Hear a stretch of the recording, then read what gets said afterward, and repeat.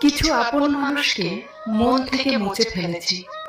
তাদের সাথে দেখা হবে, কথা হবে, কিন্তু মনে কোনো জায়গা হবে না আর।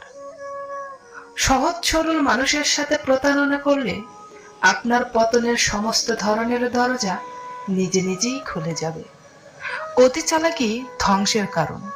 আপনি নিজেকে যত বড়ই জ্ঞানী মনে করেন না কেন, অনেক দেরিতে হলেও বুঝেছি, কিন্তু খুব ভালোভাবেই বুঝেছি। যেখানে অধিকারের জায়গা শূন্য, সেখানে অভিমান করাটা বোকামি। ছেড়ে গেছো, কষ্ট হয়নি। আমায় ভালোবাসনি, তাতেও কষ্ট হয়নি। আমায় ভুলে গেছো, তাতেও কষ্ট হয়নি।